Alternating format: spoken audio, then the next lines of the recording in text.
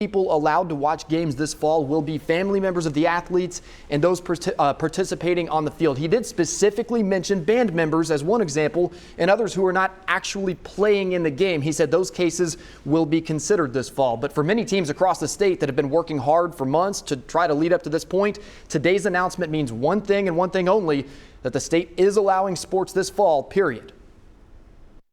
Oh, well, for the seniors, I'm ecstatic for, because, I got a couple kids that they need some colleges to look at them and get a look, and they haven't been able to do that. So they need to go out and perform. And I think that, and besides that, just the fact of going out and playing with their buddies one more time.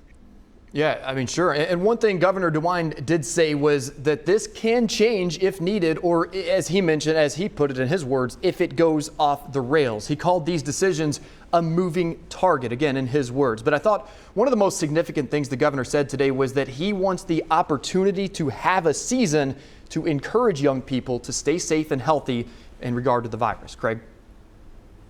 Absolutely, Caleb. Thank you. And, now we want to hear from you, of course. Do you agree with Governor DeWine's decision to allow fall sports to compete and go on? Or do you think he should have taken a different approach here? Call the Feedback Friday hotline to voice your thoughts at 513-852-4998. I'll share what you have to say this Friday night at 6 o'clock.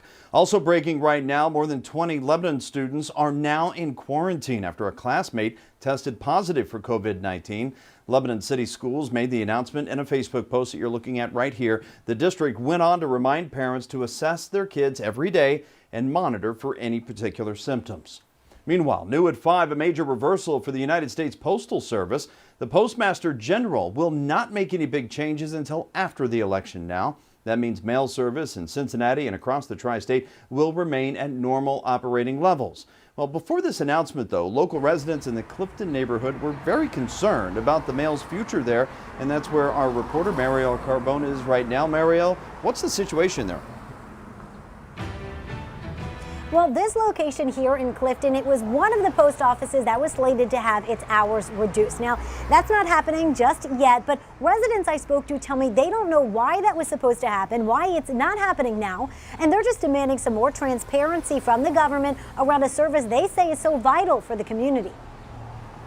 Please be advised that effective August 22nd, this is the letter residents in Clifton received from the post office in July, notifying customers the Burnett Woods location would have reduced hours. It is a complete lack of transparency in a major decision. About a week before that was set to happen, we were told maybe a couple of days ago that was postponed. GERALD CHECCO lives in the neighborhood and is the treasurer of Clifton Town Meeting. The group wrote to state lawmakers begging them to intervene with little response. There has not been any communication nationwide or even local. Tuesday, Postmaster General Louis DeJoy released this statement saying, "I believe significant reforms are essential and those reforms will commence after the election. So retail hours at post offices will not change. Mail processing equipment and blue collection boxes will remain where they are." I was told yesterday that they weren't removing the machines. As early as this morning, I've had a maintenance employee call me and tell me that he was taking a machine out yesterday. Jim Sizemore is the president of the Greater Cincinnati Local American Postal Workers Union and says the government is trying to run the Postal Service like a business, not a service. He says cuts, even down the line, will have big impacts on the USPS's ability to do its job. Just getting the mail out, and every postal worker treats the mail as their own, and they want to process that mail promptly and get it delivered on time, and it causes a logjam. It is creating a self-fulfilling prophecy, so it's creating the conditions to make the post office irrelevant.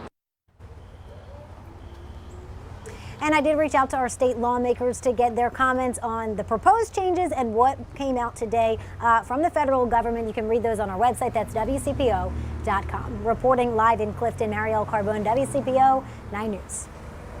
MARIEL, thank you. Serial killer Anthony Kirkland's second death sentence is upheld by the Ohio Supreme Court. The court rejected arguments by Kirkland's attorney that he should be spared because of the prosecutor's alleged misconduct during closing arguments. Kirkland was convicted of raping and murdering 13-year-old Esme Kenny and 14-year-old Cassandra Crawford.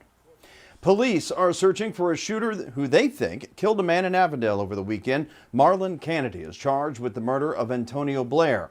Blair died on Sunday during one of the most violent 24 hours in Cincinnati history.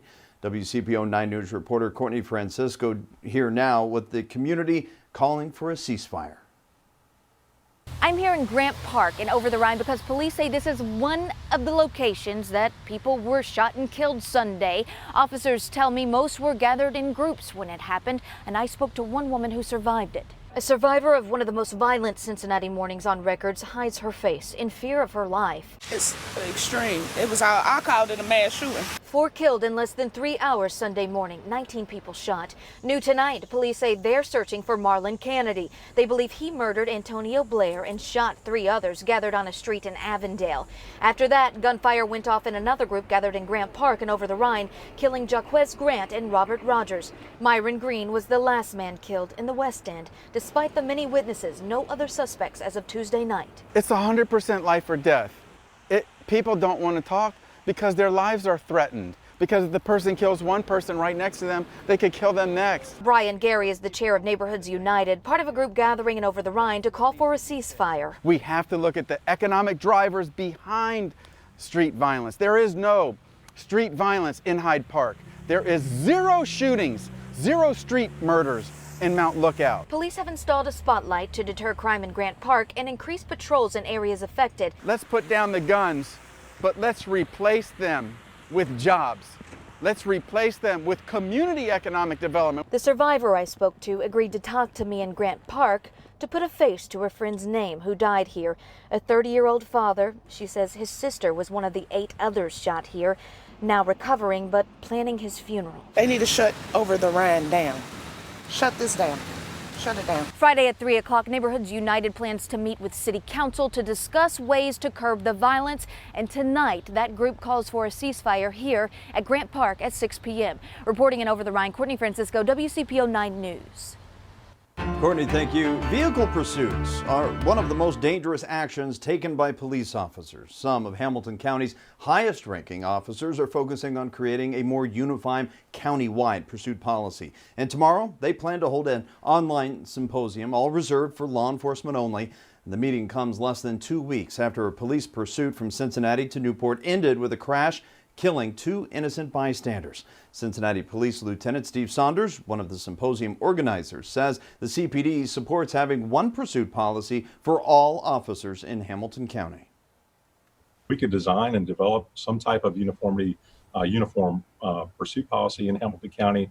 That would be an ultimate goal, that we were all on the same page when it comes to pursuits. Investigations by the WCPO 9I team have shown significant differences in the pursuit policies of Cincinnati area law enforcement agencies. The I-team found some department policies allow officers to pursue almost anyone. Others are much more strict. Tonight at 6 o'clock, you're going to hear the emotional story one father hopes will inspire Hamilton County departments to create a uniform pursuit policy. Meanwhile, here at 5, the 19th Amendment was ratified 100 years ago today. How one local organization is making sure women exercise their right to vote. I really hope that I show others that, we are all capable of making a difference in this world, no matter how big or small.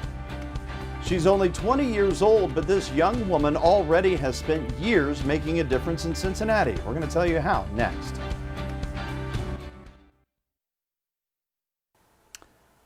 All right, we have an inspiring story here for you about Camryn Morrow, a University of Cincinnati student who is completely dedicated to making a difference.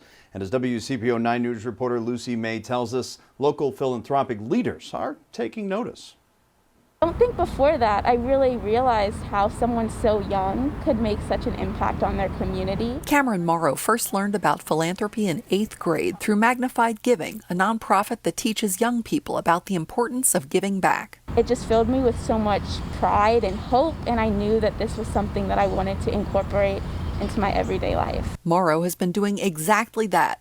She continues to help Magnified Giving and works with the group Breakthrough Cincinnati, a nonprofit that prepares students for college. She's also involved in UC student government and started a campus book club for women of color called Sister Outsiders. She's just such a bright light. The local chapter of the Association of Fundraising Professionals has named Morrow the 2020 Youth of the Year and will honor her during its National Philanthropy Day event. It's inspiring to know that people like Camryn, young people, are so committed to helping others and making a difference. Kelly Collison is executive director of Magnified Giving. She nominated Morrow for the award. At a young age, she accepted the challenge. She knew that she had a voice, and it was strong and passionate. Morrow says she hopes her recognition will serve as inspiration. I really hope that I show others that, we are all capable of making a difference in this world, no matter how big or small. Lucy May, WCPO 9 News.